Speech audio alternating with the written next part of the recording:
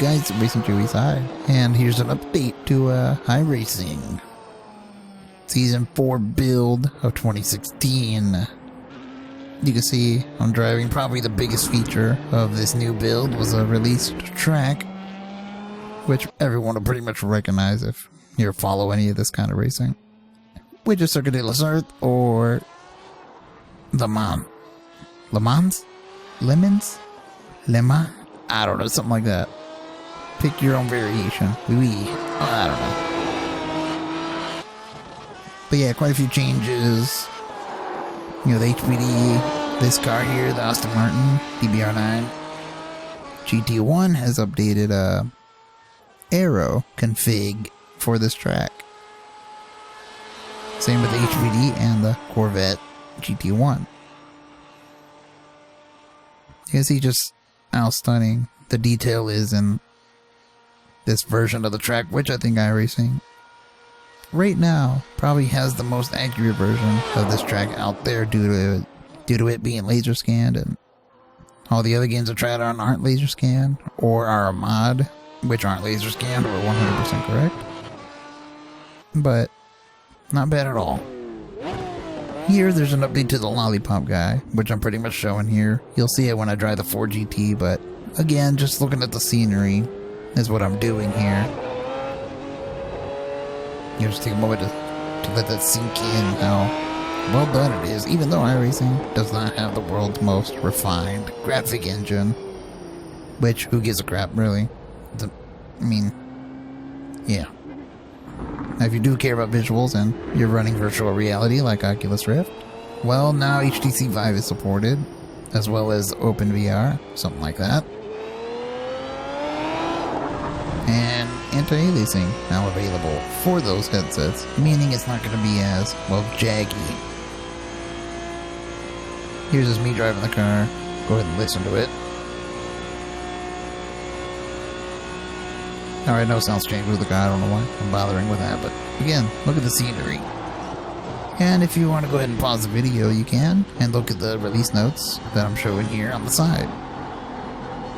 Now put it in picture-in-picture, trying to get, you know, you guys able to see the scenery of the track, and, well, if you want, read the release notes. You can see the one there that said driver. They meant what the driver's seating position looks like. So instead of him having broken hands, which I'll show in a little bit, it looks normal. There's a thing there about 9, or DirectX 9, which is going away possibly as soon as the next build. And DX11 will be the default, I guess. You know, the default setting.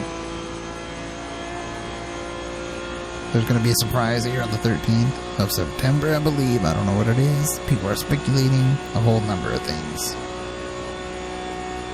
Now, I don't know if I mentioned it, but the 4GT has a whole new physics overhaul, which is not that noticeable in my opinion. And another one is with the NASCAR Sprint Cup cars. Updated setups and, I don't know, gearing, I think, was the difference. And probably the biggest one I said was the track, and 2, its dynamic tracks have been more refined again. Supposedly the tearing of the rubber is now, I guess, better. Meaning the track will rubber up, more marbles will form quicker, which is what's been missing.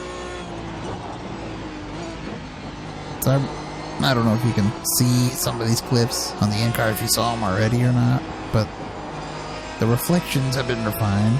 They're better now. You can see more reflections on the windshield, depending on where you're at on the track. Like in the Cup car, you can see the nuts and bolts and a whole bunch of rivets and all that crap. They shine with the light. And another thing is, which I mentioned in something else, starting dust. You know, dust that gets blown onto the track, it'll be like it should be, you know. Somewhere like Laguna Seca will be much dustier than, say, somewhere like here or somewhere that's completely paved. So now I guess I'll go ahead and get into the driver in the car. So you can see it looks much more natural now. before, I don't have a clip of it or anything, but before it looked like the hands were like broken to an unrealistic level. You know, driver's seat was all weird, and now they fixed that a little bit so it looks a little more realistic. I don't know, just something that is not really important, but it is for like broadcasters and stuff. So now we move on to the Ford GT. Again, there's Lollipop Man, a little bit different. Better animation. And I forgot what I was doing here. I guess more graphics representation of Ford GT. I don't know. I'll just testing it. So speaking of the Ford GT, I'm gonna go ahead and talk about the physics here. You can see here the driver hands while you're driving look more right on the car. They're not as wonky as they were before while driving. Now it seems right, even though it's still locked to 90 degrees rotation, which they need to fix for the VR users. You know, people that want to see every little bit of detail. 90 degrees to each side does not represent a realism. You know, look at the detail of the track. It's just, they did a really, really well job. Really, really good job, I think, in my opinion. Okay, back to the Ford GT. Now, they said they changed the physics, but I didn't notice much of a difference. And even if I did, I'm not 100% sure if it's the actual physics of the car or the low downforce package that they got for Le Mans. Which makes the car a little more unstable, I guess, but way quicker down the straights. I don't know, I love this track. Had a blast with it. And with this daytime setting, it's like, its amount of detail is ridiculous. There's something about iRacing's graphic engine that kind of looks way better than everybody else's in terms of realism, but also doesn't look as great. I don't know how to explain that. I guess it looks like it's like someone put like a cell shading, you know, little film over the entire picture, you know? Blocks out all those, well, ridiculous effects you see on games like Forza and all that. So the last thing I'm going to talk about, we're going to get to here, is Sprint Cup cars. Actually referring to fixed cars. And what I'm talking about is, actually you'll see it after this clip. What I'm going to be talking about here is the way the cars drive. So let's just talk about dynamic tracks and gearing. So for now, let's go gearing. You can see I'm in third gear. Before, we never had to shift this, well, because it topped out like 154 or something like that. Now we're able to go to 160 because of the proper gearing. It's not as unstable on the opening laps because, back to the dynamic tracks, the starting temp that's already on the track is lower than what it was before, but give it enough time and cars on track, it'll heat up to probably higher than what the default weather would be. So that's why people are getting this effect of it having way more grip on the initial laps because, well, track isn't heated up. You're running like 6 to 7 degrees cooler, so you have tons more grip because of that. And because of the gearing, we can shift now, so at Pocono at least.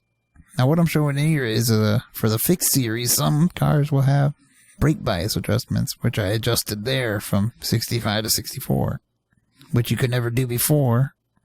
Here's me showing the temperature. That used to be like 112 on that kind of weather setting. Now it's 106. That was Chicago though, it didn't matter, but similar weather settings, but there's really nothing else I could go into detail about this. Again, go back and read the release notes, or go to iRacing, check the release notes out. This is just a short preview, I guess, of the new build. The Mans is going to be fun. It's really fast with this car even, you know. I tried a cup car there with the old historic and it's fast. Anyways, Sim Racing Chewy side. Yeah.